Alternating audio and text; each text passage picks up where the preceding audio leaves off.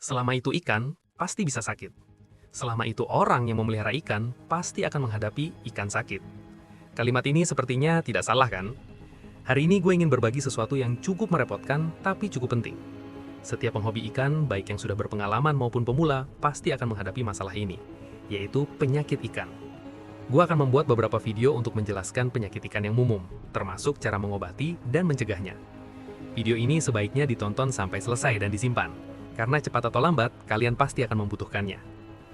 Penyakit pertama yang paling umum pada ikan hias adalah penyakit bintik putih. White spot, seperti namanya, membuat tubuh ikan dipenuhi bintik-bintik putih kecil. Bagi orang yang punya trypophobia, melihatnya mungkin bisa membuat merinding. Pada tahap awal, hanya terlihat beberapa bintik putih di tubuh ikan. Orang yang belum tahu kadang mengira ikan sedang berjerawat.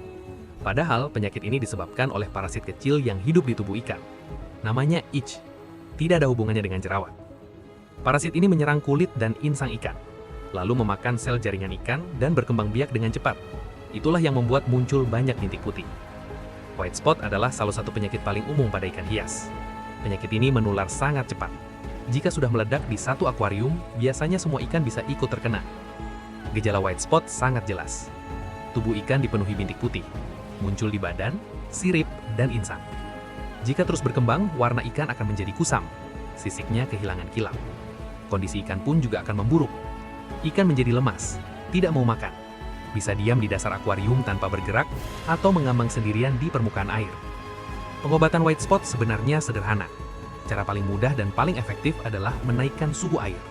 Parasit ini tidak bisa bertahan hidup pada suhu di atas 28 derajat Celcius. Larvanya akan berhenti berkembang dan akhirnya mati. Selain itu, suhu air yang lebih hangat juga membuat ikan lebih nyaman. Hal ini membantu proses pemulihan. White spot biasanya muncul saat cuaca dingin, dan lebih sering terjadi pada akuarium ikan air dingin. Ikan tropis jarang mengalami penyakit ini. Jika ikanmu terkena white spot, gunakan heater. Naikkan suhu air menjadi 28-30 derajat. Pertahankan sekitar 1 minggu. Bintik putih pada tubuh ikan akan perlahan hilang. Tambahkan juga pergantian air secara berkala. Dengan begitu, penyakit white spot biasanya bisa teratasi. Jika ingin menggunakan obat, bisa memakai obat khusus white spot. Selama obatnya asli, biasanya penyakit ini bisa sembuh. Parasit ini akan mati dengan sendirinya jika tidak menemukan inang. Cara terbaik mencegah white spot adalah dengan menyiapkan air sebelum digunakan untuk ganti air. Air sebaiknya didiamkan minimal 1 hari, atau bisa juga dijemur di bawah sinar matahari. Dengan begitu, parasit tidak sempat masuk ke dalam akuarium. Selain itu, penting juga untuk menjaga kualitas air. Rutin mengganti air. Menghindari perbedaan suhu yang terlalu besar saat mengganti air. Pemberian pakan juga harus seimbang, agar daya tahan ikan meningkat. Hal-hal ini memang terdengar klasik, tapi selalu berlaku. Penyakit kedua yang sering menyerang ikan hias adalah penyakit powder atau velvet. Gejalanya mirip dengan white spot, namun penyebab dan cara pengobatannya berbeda, karena itu perlu dibedakan. Pada tahap awal, tubuh ikan dan sirip ikan juga muncul bintik putih kecil. Namun bintik ini bertambah sangat cepat. Ketika penyakit semakin parah, bintik-bintik tersebut akan saling menyatu. Lendir pada tubuh ikan meningkat, sehingga terlihat seperti ikan memakai pakaian putih atau tertutup lapisan bubuk. Ujung sirip juga bisa membusuk dan muncul garis merah pada sirip. Perbedaan pentingnya adalah sebagai berikut. Pada white spot, bintik putih bisa digosok dan terlepas. Sedangkan pada velvet, bintik tersebut sulit dihapus. Penyakit ini disebabkan oleh parasit yang menyukai air asam. Biasanya terjadi karena pH air terlalu rendah. Salah satu cara mengatasinya adalah dengan menaikkan pH air. Misalnya dengan menambahkan baking soda. Baking soda mudah didapat dan harganya murah. Dengan menaikkan pH air hingga sekitar 8, parasit ini akan terlepas dari tubuh ikan. Jika takut salah dosis atau tidak memiliki alat pengukur pH, maka sebaiknya keluarkan benda-benda yang membuat air menjadi terlalu asam. Misalnya pasir, kayu, batu lava, dekorasi resin, atau tanaman yang membusuk. Selain itu, tingkatkan frekuensi pergantian air. Dengan begitu, kadar asam di air akan berkurang. Ikan yang sakit sebaiknya dipisahkan. Di akuarium karantina, tambahkan aerator untuk meningkatkan oksigen. Lalu lakukan perendaman obat menggunakan antibiotik seperti penisilin atau gentamicin. Selama pengobatan, ikan sebaiknya tidak diberi makan. Jika memungkinkan, tempatkan akuarium di tempat yang mendapat sinar matahari. Penyakit ketiga adalah jamur air. Penyakit ini disebabkan oleh jamur air dan jamur kapas yang menyerang tubuh ikan. Penyakit ini juga sering muncul saat cuaca dingin. Ikan yang terkena penyakit ini biasanya memiliki serabut putih seperti kapas di tubuhnya. Kadang warnanya bisa menjadi abu-abu. Jamur ini akan menembus jaringan tubuh ikan dan menyerap nutrisi dari tubuh ikan. Pengobatan yang umum digunakan adalah methylene blue. Pertama, pisahkan ikan yang sakit.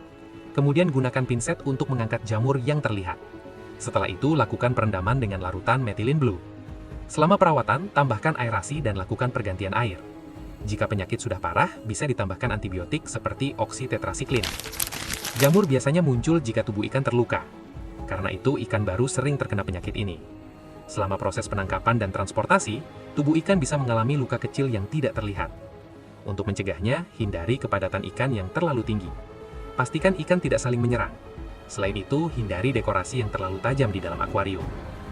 Penyakit keempat adalah radang usus. Gejala utamanya adalah muncul bercak merah pada perut ikan. Anus ikan menjadi merah dan bengkak. Cacing ikan biasanya berbentuk putih panjang seperti benang, sering terlihat menggantung di anus. Jika sudah parah, warna tubuh ikan bisa menghitam, tubuhnya menjadi kurus, perutnya membengkak, dan terkadang keluar lendir berwarna kuning kemerahan. Radang usus bisa disebabkan oleh banyak hal, misalnya parasit internal, gangguan pencernaan, kualitas air yang buruk, atau infeksi bakteri. Namun penyebab yang paling umum adalah bakteri. Obat yang bisa digunakan antara lain furazonide. Ini sebenarnya adalah obat yang juga digunakan manusia untuk diare. Obat ini dapat membunuh bakteri dan juga parasit. Bisa digunakan sebagai obat rendaman atau dicampur ke dalam makanan ikan. Obat lain yang bisa digunakan antara lain metronidazole, oksitetrasiklin, dan gentamicin. Ada juga obat antiparasit yang sering disebut tablet putih besar. Untuk pencegahan radang usus, jangan memberi makanan yang sudah rusak atau busuk.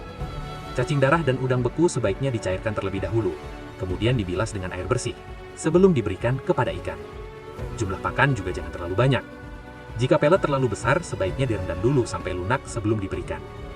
Cara lain yang cukup baik adalah merendam pakan ikan dengan air bawang. Cara ini dapat membantu mencegah radang usus. Baik, untuk video kali ini cukup sampai di sini. Pada video berikutnya, saya akan melanjutkan topik ini. Jika informasi ini bermanfaat, jangan lupa like, follow, dan share. Sampai jumpa di video berikutnya.